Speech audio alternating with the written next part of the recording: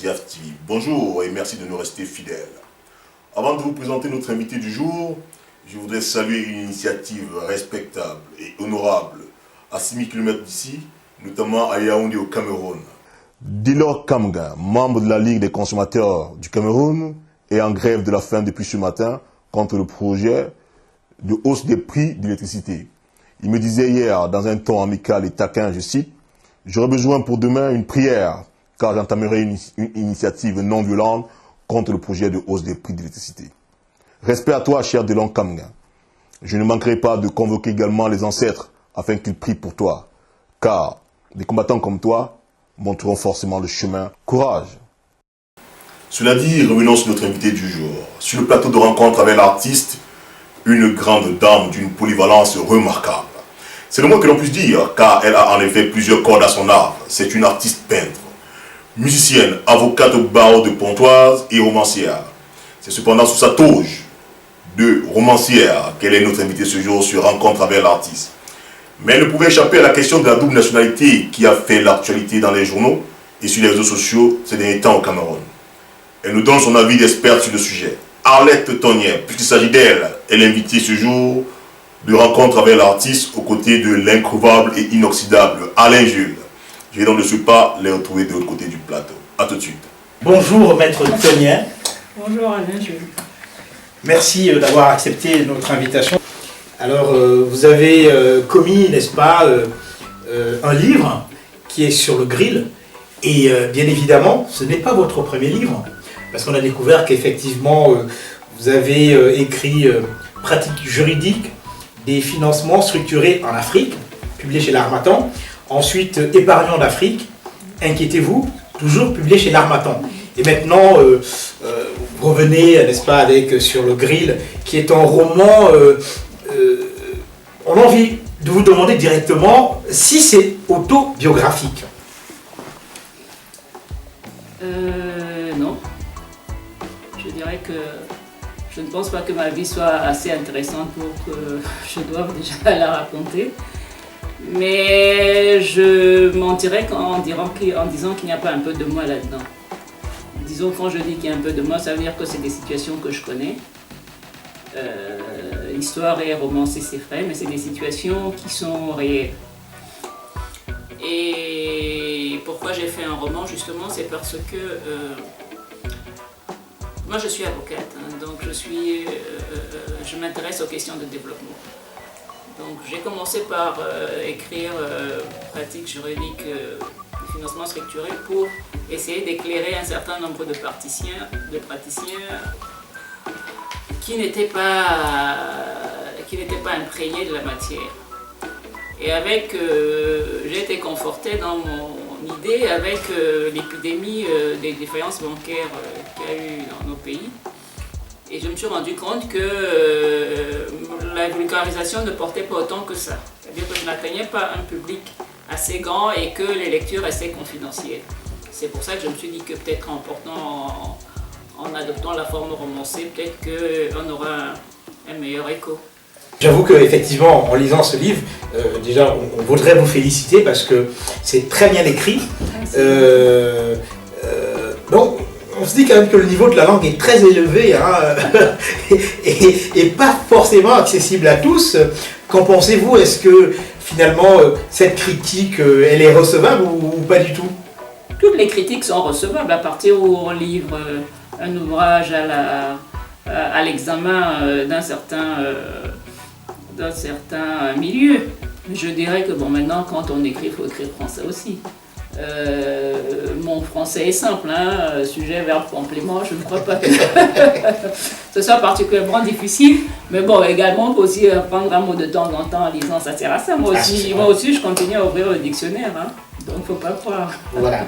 Bon, c'est vrai que comme le disait quelqu'un, même les immortels ne maîtrisent pas tout le dictionnaire français. Alors, justement, Sur le grill, qui est un roman assez long quand même, près de 400 pages, dans lequel vous décrivez en fait une société africaine complètement désarçonné par rapport à tout ce qui se passe, ajustement structurel ici, les institutions de Bretton Woods qui imposent certaines restructurations, etc. Et l'héroïne, sa Doris, qui essaye de se battre pour... ici, n'est-ce pas, les paysans, on va dire les petits porteurs qui mettent leur argent, leur épargne dans une banque, et vous vous battez pour ces gens-là. Ne pensez-vous pas que, finalement, le livre est beaucoup plus... c'est dans le roman, c'est vrai, il y a la fiction, etc., mais c'est beaucoup plus une œuvre politique que finalement un roman simplement comme ça. Je ne sais pas ce que vous entendez par œuvre politique. Si la politique au sens noble que moi je l'entends, c'est de contribuer à l'amélioration de la situation sociale de la population, alors il est politique. Mais mon souci était vraiment de montrer la fragilité, la vulnérabilité des populations qui se trouvent brutalisées par ceux-là même qui sont censés les protéger. C'est vrai que je me suis rendu compte que nos populations ont vraiment du mérite à vivre dans le milieu dans lequel ils évoluent. D'accord. Cette question, c'était simplement parce que, effectivement, on voit toute la difficulté avec laquelle Maître Doris Boom se bat, n'est-ce pas, face, n'ayons pas peur des mots, à une espèce de machine gouvernementale complètement corrompue, complètement criminelle à la limite, qui est prête à violer les propres lois qu'elle-même a mis en place, quoi. Donc on se dit, mais finalement, est-ce que, c'est pour cela la question, est-ce que c'est un combat politique sous-jacent dans ce livre très romancé et très bien, comme on l'a dit tantôt? Alors je vous répondrai très franchement, pour moi, et pour beaucoup d'ailleurs, je pense que l'avocat est une sentinelle de la démocratie. C'est-à-dire que on a toujours décrit la profession comme la voix des sans-voix. C'est-à-dire que entre l'État et le peuple, normalement il y a l'avocat. Et comme à longueur de dossier, nous faisons face, nous passons les difficultés, nous épousons des causes qui sont parfois vraiment très difficiles et très cruelles parce qu'elles concernent la vie des gens. Pour moi, le métier d'avocat est un métier éminemment politique. La preuve, on n'a qu'à voir le nombre de chefs d'État qui sont issus de la profession, pour voir qu'à un moment, on se dit que bon, c'est bien de critiquer, mais quand on en a assez, il faut mettre la main dans le cambouis. D'accord. Alors maintenant, moi, mon combat encore est pistolaire. Voilà. Et alors, une autre critique par rapport à ce roman, c'est la présentation d'une héroïne qui est une femme forte, qui se bat pour son métier, qui se bat pour ses enfants, mais qui finalement, on ne va pas dévoiler ce que dit le livre, avec une fin assez romantique, on va dire, et qui finalement se retrouve complètement affaiblie par l'amour. On a eu ce sentiment-là, ici au niveau du comité de rédaction. On se dit, mais est-ce que finalement elle ne fragilise pas le statut de la femme quand elle tombe amoureuse finalement d'un des bourreaux, on va dire, entre guillemets, du système? Une femme forte ne veut pas dire une femme sans cœur. Ce n'est pas moi qui ai dit que le cœur a ses raisons, que la raison ne connaît pas. C'est quand je veux dire qu'être une femme forte n'est pas incompatible avec les sentiments. C'est même tout l'inverse. C'est-à-dire que les sentiments, c'est une chose qu'on ne maîtrise pas et qui est de nature à fragiliser n'importe qui. Mais je pense que je voulais aussi compenser le côté fort qui paraissait intraitable de Doris. Parce que Doris par un côté plus sensuel, parce que finalement c'est un mélange de feu et de beaucoup de cœur. Parce qu'autant elle est intraitable sur le plan professionnel, autant sur le plan affectif, c'est quand même une femme assez incandescente, on va dire. Ah oui, donc même le plus solide des icebergs fondrait quand même sous un volcan. Et d'autant plus que quand on parcourt le livre, on voit au début, n'est-ce pas, cette femme qui, effectivement, elle a du cœur, elle se remet avec un ancien camarade de la fac qui se retrouve au chômage, compressé, n'est-ce pas, comme on dit vulgairement, mais elle accepte, mais finalement, il devient alcoolique, et je disais tantôt, n'ayons pas peur des mots, elle le largue, quoi. C'est-à-dire que c'est quand même le père de ses enfants. Ce côté-là, c'est pour cela qu'on parlait d'une femme très forte.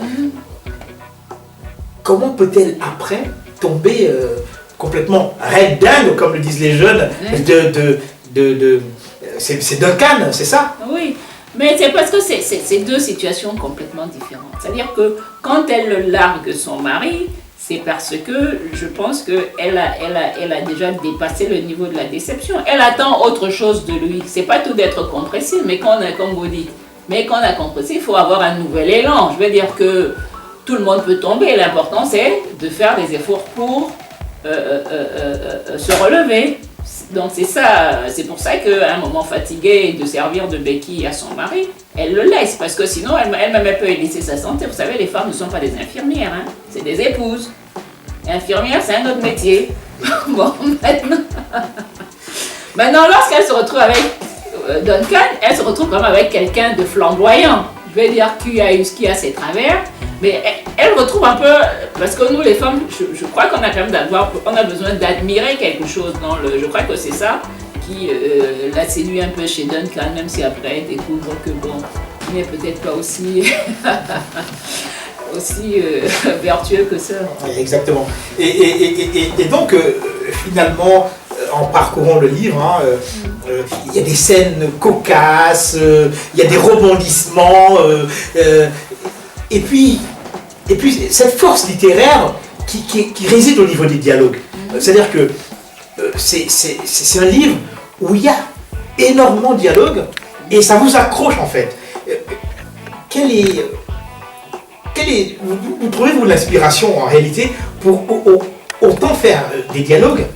Parce qu'on est submergé par vos dialogues. Merci. Non, mais moi je pense qu'il n'y a rien de plus réel que des dialogues.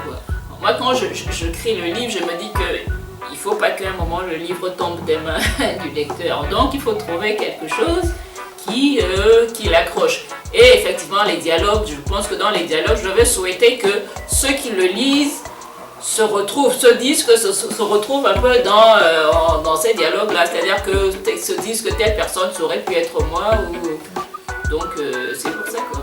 D'accord.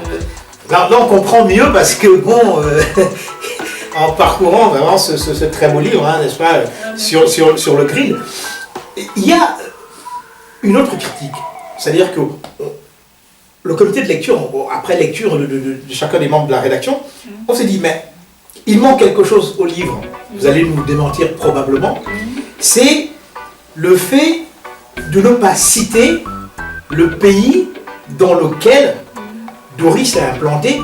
La seule chose qu'on sait effectivement, c'est que elle est avocate, elle est rentrée en Afrique, où elle exerce, n'est-ce pas? Mais certains membres, je ne les citerai pas, qui ont été un peu choqués en découvrant dans le livre que, mais oui, elle parle de Genève, hein, n'est-ce pas, où elle va à un séminaire, elle parle de Paris, justement, un séminaire à double face, on va dire, hein, on va pas dévoiler, voilà, séminaire coquin, on va dévoiler le livre, et Paris, hein, les trottoirs parisiens, le froid, la neige, etc., mais rien sur le pays africain. Elle généralise. Et on s'est dit, mais il faut qu'on lui pose la question. Il est vrai qu'il faut être pas forcément initié, mais quand on voit Atangana ici, Manga là-bas, et puis Doris, boum, on se dit quand même qu'il y a quelque chose. On essaie de savoir dans quel pays ça se déroule. Est-ce que vous avez évité de désigner le pays simplement parce que vous ne vouliez pas que ce pays soit identifié, ou alors vous peignez, n'est-ce pas, une situation qui se déroule dans l'Afrique, dans toute l'Afrique en général?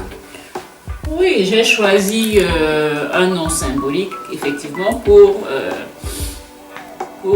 peindre une situation qu'on retrouve partout, parce que ça peut être au Cameroun, au Gabon, en Côte d'Ivoire, n'importe où. Il y a ça aussi. Et puis il y a c'est que, bon, des formations professionnelles obligent, moi je suis avocat. J'ai la dent dure par rapport au métier d'avocat. Et je ne voudrais pas que tel ou tel barreau, si je citais un pays, parce que c'est vrai qu'il faut le rappeler, vous avez été dur même avec vos propres confrères. Ça a été assez dur quand même. Non mais je vous ai dit ça tout à l'heure, je vous ai dit que moi j'estime que le métier d'avocat, vraiment on est les défenseurs du peuple et je ne peux pas comprendre que dans nos pays, que les avocats, c'est-à-dire les barreaux qui devraient être une forteresse, c'est-à-dire qu'une forteresse où les gens viennent se réfugier, se comportent tels qu'ils sont.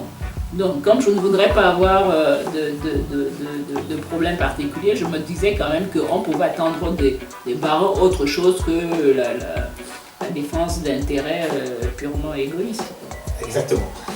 Donc voilà, on va prendre une question, n'est-ce pas, du docteur Thomas Calvin Djobé, qui fait partie de la rédaction. Alors, quelques petites questions qu'il vous pose là, par mon entremise, on va dire. Alors, Doris, votre héroïne, héros OS ou héros AUT? Que répondez-vous à cette question? Bon, Doris, héroïne ou héros, parce que déjà elle a le mérite de mener un combat qui est quand même assez difficile dans un milieu hostile. Et héros parce qu'elle est quand même porteur, ce combat-là est quand même porteur d'un message d'espoir. D'accord.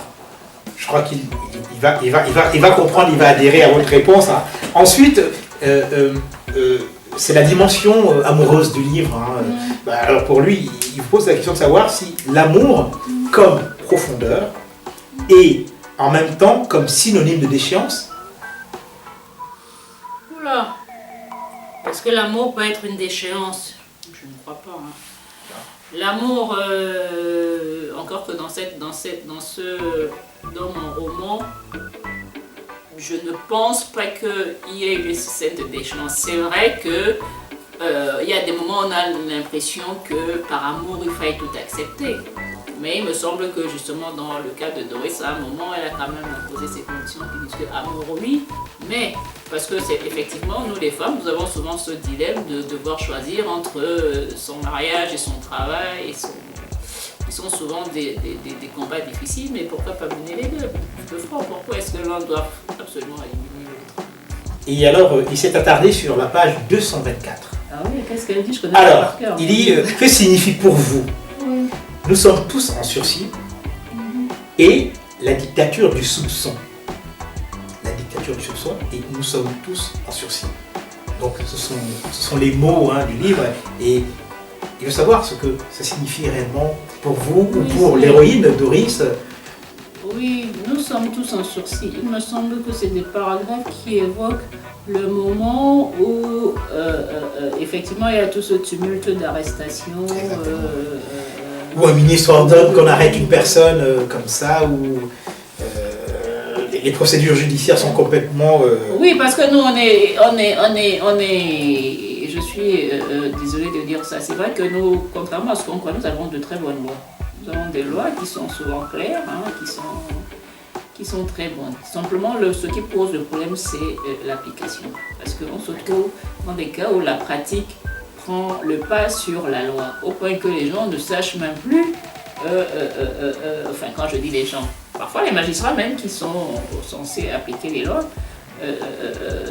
se remettent à des habitudes au lieu d'appliquer. Donc finalement ils ne disent pas le droit finalement. Mais oui, donc là quand je dis la dictature des soupçons, parce que le problème du procès judiciaire c'est la preuve. D'accord, c'est la preuve. Donc, et puis nous sommes dans des situations qui ne sont pas acquises. C'est-à-dire que nous sommes dans des terrains, nous sommes sur des terrains autrement fragiles et votre situation peut dépendre effectivement de l'humeur d'un ministre. Vous comprenez? Donc c'est ça, c'est en ça que je dis que nous sommes tous en sursis parce que ça peut vous tomber dessus, la dictature du soupçon, parce que tout le monde est soupçonné de tout et de n'importe quoi. Alors, on va revenir au livre qui est dépeint comme si l'Afrique était une zone de non-droit. Est-ce que finalement, il n'y a pas un brin de vie en Afrique où finalement on peut vivre avec des lois qu'on peut appliquer normalement? Vous savez, la justice, moi, pour l'instant, je demande, moi c'est ce que je souhaite, hein, mais ce que je suis obligée de constater que ce n'est pas le cas. Quand on parle de droit, on parle de la loi et on parle de son application qui est de la justice. Et normalement, dans un pays de droit, le juge, la justice doit être le refuge de la victime. Parce que les mœurs sont changées. Moi, je me rappelle quand j'étais jeune avocat, même quand j'étais jeune avocat, quand je lisais les décisions, par exemple, de la Cour suprême du Cameroun des années 70, c'était des décisions, j'allais dire, délicieuses, qui faisaient plaisir à voir. C'est-à-dire que pour un juriste, c'est-à-dire on vous énonçait le principe de droit, et même quand vous avez perdu le procès, vous étiez content, entre guillemets, de l'avoir perdu, parce que vous saviez que c'était une décision juste. Aujourd'hui, les décisions qui sont rendues, enfin quand je dis aujourd'hui, les décisions qui sont rendues, ne sont plus des décisions de principe. C'est-à-dire que pour la même affaire, il faut avoir des décisions qui varient d'une espèce à l'autre. C'est pour ça que je dis que c'est comme nous vivons sur du sable mouvant. D'accord. Et justement, quand on lit votre livre, hein, malgré le fait qu'il soit volumineux, on reste un peu sur sa fin. Alors, pourquoi? Parce qu'on se dit... À quel point de vue? Voilà, justement, j'y viens. On se dit, franchement, elle aurait pu écrire, n'est-ce pas, un pavé de Lamarre de 1000 pages, on aurait adhéré. Alors, c'est pour vous poser la question suivante. Est-ce qu'il y a une suite? Parce qu'on en redemande, en fait. On en redemande parce que les personnages pittoresques, la trame qui est vraiment... C'est vraiment très bien mené, hein. On se dit, on attend une suite quand même pour découvrir encore qu'est devenu, on va citer le nom, mais Doris, le fameux couple, qu'est-ce qui s'est passé, les enfants ont grandi, que font-ils actuellement? C'est pour ça, j'ose espérer que ceux qui découvriront le livre vont redemander une suite. Non, bon, je vais vous faire une confidence. Alors, effectivement, il y a une suite. Ah, bah tiens. Il y a une suite. Doris, comme c'est une battante, elle est sur d'autres combats. En ce moment, elle mène un combat pour l'accès à l'eau potable. Donc, vous aurez bientôt des nouvelles de Doris. Ah, mais ça c'est très important. Ça c'est très important. Nous attendons. Nous avons faim justement de Doris, cette femme battante. Avec un cœur d'artichaut, on va dire, bon, ça peut arriver. Non, elle n'a pas un cœur d'artichaut, non. Vous contestez. Non, cœur d'artichaut, ça veut dire que vous donnez une feuille à un, une autre feuille, donnez une feuille à tout le monde, comme Chantal. Vous savez pourquoi je dis? Ce n'est pas ça. C'est parce que, finalement, Doris, elle tombe amoureuse, et on se dit, elle dit à un endroit, dans le livre, c'était juste un baiser. Ah oui, d'accord. Oui. Alors c'est pour cela que on se dit, bon, c'est bon, elle passe à autre chose. On se dit ça. Mais finalement, l'amour a été, on va dire, plus fort. Et c'est pour cela qu'on parle de suite, justement. Que recherche-t-elle? Est-ce que, bon, il y a eu un heureux événement, on peut le dire, qui s'est déroulé à leur domicile. On ne va pas raconter le livre, les lecteurs vont le découvrir. Et c'est pour ça qu'on parlait de suite. Est-ce que finalement, dans ce que vous préparez, elle sera toujours avec le même homme, ou alors elle va changer d'homme? Si on considère qu'elle n'est pas fleur bleue, alors je ne sais pas trop ce qu'on peut dire de plus. Un bol de gomme. Oh, Doris est une femme normale, c'est-à-dire qu'elle vit sa vie, elle a rencontré un monsieur, bon, vous savez, elle a vu une vie sans calcul, elle a rencontré un monsieur, elle l'a aimé, maintenant elle mène une vie de couple, maintenant et après il faudra voir maintenant si avec l'épreuve du temps, c'est des couples qui se maintiennent ou qui se défont au premier coup de vent. Oui, parce que... Non, mais comme d'habitude, il y a toujours entre plusieurs combats. Hein. Il y a toujours sa vie professionnelle, son mari. Maintenant, effectivement, il y a ses enfants qui grandissent. Ça fait beaucoup de terrain d'investissement. Tout à fait. Et c'est pour cela, justement, quand je posais la question, hein, j'insiste par rapport à Doris, c'est que quand on voit son premier mari, qu'elle largue, on va dire, on se dit, en découvrant, justement, quand on voit la trame du livre et tout, elle découvre que finalement... mais Doris est une grande amoureuse, hein, vous avez oui, même son premier mari, elle l'a aimé. C'est hein. vrai, c'est vrai. Bah et c'est pour cela que moi j'insiste sur le fait que finalement, est-ce qu'elle est fleur bleue et puis elle passe facilement à autre chose? Ah, pas facile, attendez. Elle a quand même fait... elle passe pas facile. Elle est fleur bleue, ça, elle dira pas le contraire.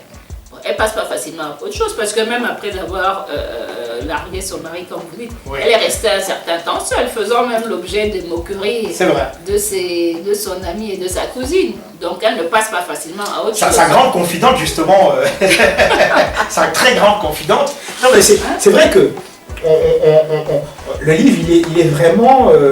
C'est vrai que chacun le prend où il veut. Il y en a qui préfèrent l'histoire d'amour, d'autres préfèrent comment vous dites. C'est vrai qu'il peut y avoir plusieurs interprétations. Ah ouais. Ce qui reste effectivement sur ces histoires d'amour, ce qui resteront probablement sur son combat, qui est vraiment digne, hein, parce que quand une personne se bat pour les autres, c'est vraiment très bien.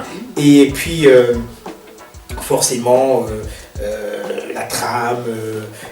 désespoir, espoir, un contrat qui se signe assez rapidement. Alors on se dit, justement, on va parler de ce contrat-là, qu'elle signe, malgré le fait que, je crois c'est Baudouin, qui est très hésitant.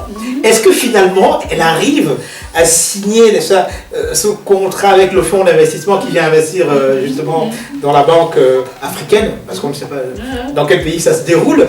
C'est pas finalement... son amoureux qui a fait, comme on dit vulgairement, qui a fait pression, parce qu'il y a un endroit, justement dans le livre, où il dit moi je vous avoue, si c'est comme ça, je démissionne.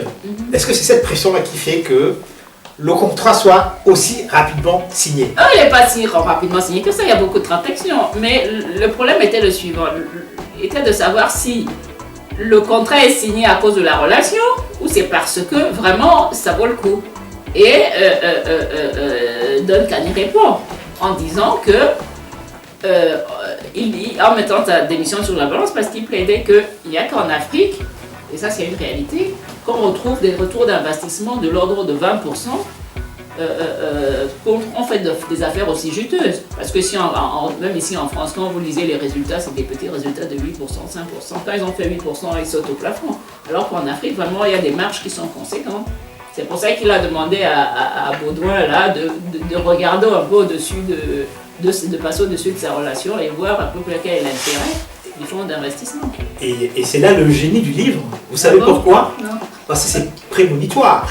Je ne sais pas si vous êtes au courant que les parlementaires français ont déclaré, très récemment, ils ont rendu un rapport dans lequel il est indiqué ceci: l'Afrique est notre avenir. Donc, quand justement j'ai lu ce passage-là, parce qu'il parlait de 25%, je me suis dit, mais tiens, comment il a pu avoir cette inspiration bien avant que, justement, les Européens reconnaissent que, finalement, investir en Afrique, c'est plus rentable qu'investir chez nous, ici, on va dire, même comme nous sommes de là-bas, on va dire, d'Afrique. Moi, je n'étais pas au courant de ce rapport. Je vous mets au courant. Mais je vous dis qu'effectivement, parce que quand j'écris, moi je suis une observatrice, j'écris à la suite d'une analyse. C'est-à-dire que quand j'écris, c'est vrai que je mets ça sous forme romancée, comme je vous dis tout à l'heure, c'est quand même pour faire passer un certain message. Et c'est une évidence que c'est chez nous que ça se passe, parce que les Européens déjà ont tout construit chez eux. Vous comprenez? Il n'y a plus grand-chose à inventer maintenant aussi au niveau de l'Europe. Donc c'est chez nous que ça doit se passer. C'est chez nous que ça doit se passer. C'est pour ça que je suis, moi, quand je vois qu'aujourd'hui des pays sont en crise, et ça m'amuse, parce qu'on ne devrait pas. Voilà. On ne devrait pas. Donc je crois qu'on a quand même fait une petite promenade hein, dans ce livre-là. Et on profite de votre présence, parce que vous êtes avocate, pour sortir légèrement du livre. Alors, il s'agit du pays dont vous êtes originaire, c'est-à-dire le Cameroun, où effectivement on s'est connus comme ça lors d'un débat où vous parliez justement de la double nationalité que certains revendiquent justement au Cameroun. Et en tant que juriste, forcément, vous leur avez dit à ces gens-là, dont j'en faisais partie, justement, que non, attention, il y a une loi écrite. Et on croyait, beaucoup de dames croient même aujourd'hui que elles gardent leur nationalité camerounaise si elles le veulent. Qu'en est-il réellement de cette polémique sur la double nationalité? Polémique ne devrait pas exister parce qu'au Cameroun, la double nationalité n'existe pas. Ce n'est pas un problème parce que ça n'existe pas. Maintenant, que ce soit une volonté, ça c'est une autre chose. Ça n'existe pas. Pourquoi? Parce que comme je le disais tout à l'heure, nous avons des lois qui sont claires. Nous avons la loi qui régit la nationalité, c'est une loi de 1968 qui avait été suivie d'un décret d'application de la même année de décembre 68. Qu'est-ce qu'elle dit? Que la femme camerounaise, lorsqu'elle épouse un étranger, garde sa nationalité, à moins qu'elle ne fasse l'option de prendre la nationalité étrangère. Voilà. Mais par principe, le principe est que tout Camerounais qui fait l'option de prendre une nationalité étrangère est déchu de sa nationalité camerounaise. Donc, quand le législateur parle de son enfant en disant que lorsqu'une femme camerounaise épouse un étranger, c'est parce que le mariage n'emporte pas changement de nationalité. Ce n'est pas une conséquence légitime du mariage, ce n'est pas ça. C'est-à-dire qu'il faut, parce qu'en plus quand elle épouse un étranger, on ne sait pas ce que la loi nationale de l'étranger dit. Donc, elle ne peut pas rester dans l'incertitude. Elle garde ça, le législateur dispose donc qu'elle garde sa nationalité. Donc, moi, Camerounaise, j'épouse un Hollandais, je reste camerounaise. Si je dis maintenant que je deviens hollandaise, déjà, je vérifie que la loi hollandaise permette que moi, camerounaise, par le fait du mariage, je devienne hollandaise. Ça, c'est le premier point. Maintenant, si je fais la démarche de devenir hollandaise, donc, je fais une procédure qui est prévue par le texte pour dire que je devienne hollandaise. Et à ce moment-là, normalement, au moment où le fait qu'on m'attribue la nationalité hollandaise fait tomber ma nationalité camerounaise. Ça, c'est de facto. Les choses ont été claires hein, par rapport à votre réponse. En revanche, il y a des cas spécifiques. Le Cameroun va à la Coupe du Monde bientôt. Or, la plupart de nos joueurs sont qui espagnols, qui français, etc., etc. Au nom de quoi, justement, ceux-là profitent de fait de cette double nationalité alors que les autres ne bénéficient pas de ce, je préfère le dire entre guillemets, de ce passe-droit-là. La réponse est dans votre question, au nom de quoi? La loi que nous avons lue, il ne me semble pas que vous ayez vu là-dedans qu'il y avait des exceptions. Moi, il ne me semble pas que dans la loi de 68, on ait dit sauf Camerounais ou sauf footballeur ou sauf artiste. Moi, c'est l'occasion de dire que moi, je n'ai rien contre la double nationalité. Mais comme je le dis souvent, la loi est un outil. Maintenant, si nous estimons que nos sportifs auto-artistes ont droit à la double nationalité, quand je dis on, si le gouvernement, le Parlement trouve des vertus à la double nationalité pour une catégorie de personnes, il suffit de le dire. C'est-à-dire qu'il faut l'établir. Ce qui n'est pas bien chez nous, c'est que on prend des arrangements avec la loi, on s'arrange avec la loi comme on veut. Or, comme je le disais, ces changements de nationalité-là, c'est pas tellement parce que les gens revendiquent des valeurs d'autres, se reconnaissent plus dans les valeurs d'autres pays que les leurs. C'est tout simplement pour des communautés pratiques, comme vous dites, le football et autre chose. Donc moi, je pense que ce soit les règlements, de toute façon, il y a une loi. Moi, je ne sais pas, je ne suis pas une experte encore des règlements sportifs camerounais, mais si les règlements sportifs veuille prendre des dispositions par rapport à des catégories professionnelles, il me semble qu'il faut juste prendre date avec le législateur pour que ce soit clairement établi, hein, que ce soit pour les joueurs, les politiques, ou j'apprends qu'il y a des ministres qui ont des passeports français ou des choses comme ça. Non, mais c'est vrai. Notre entretien tire à sa fin. Déjà.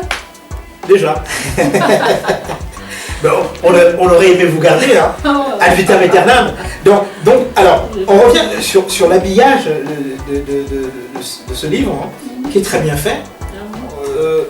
On se demande qui a fait je sais pas, c'est une peinture? C'est un dessin. C'est un dessin. Moi, l'éditeur m'avait demandé de lui envoyer une photo pour illustrer. Alors, comme je n'avais pas de photo sous la main, j'ai dessiné comme ça. C'est vous? Des talents cachés. Alors, franchement, Maître Toniel, vous nous épatez parce que là, vous dessinez, c'est très bien fait. C'est une très belle, on va dire, je vais dire photo, parce que alors que c'est un dessin. C'est très bien fait.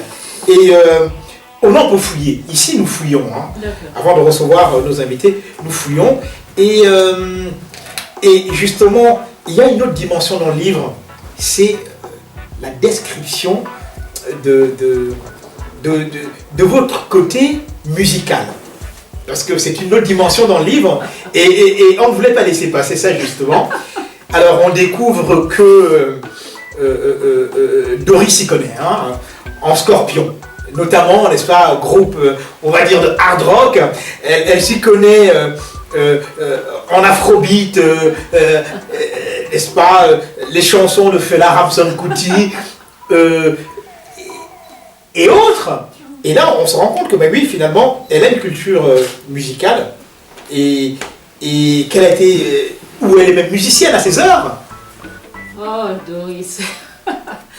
Non, moi, je pensais disons que moi, quand j'écris, c'est pourquoi je disais tout à l'heure qu'il y a un peu de moi là-dedans, parce que moi, j'aime beaucoup d'univers, c'est vrai, et j'aime bien de temps en temps qu'il y ait des espaces de respiration, qu'on se promène un peu, parce que je pense que si un livre, on parle que de la banque, de la première à 400e page, ça risque d'être dru.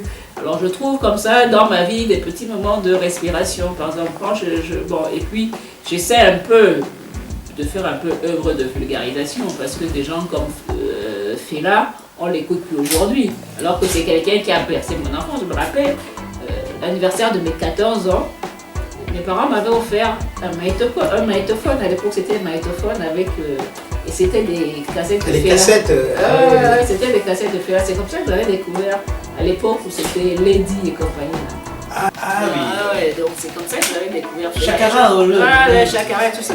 Et c'est à ce moment-là que j'ai fait. Et je pense que c'était un grand musicien qui a été emporté par le sida, que les jeunes générations ne connaissent plus. Alors moi, quand je veux, moi j'ai des enfants, j'ai une grande fille, par exemple, j'aimerais bien que, grâce à mon livre, qu'elle se dise que, mais bon, c'est vrai qu'elle les voit là, mais je veux dire que pour les autres, comme ça, je bon, il y a un musicien qui s'est appelé Fela et bon, maintenant les Winds of Change, effectivement, moi j'écoute de tout, hein, de la pop, bon, il n'y a que l'électro qui me dépasse, mais sinon, toutes les autres musiques, et effectivement, bon, moi-même je suis guitariste, donc...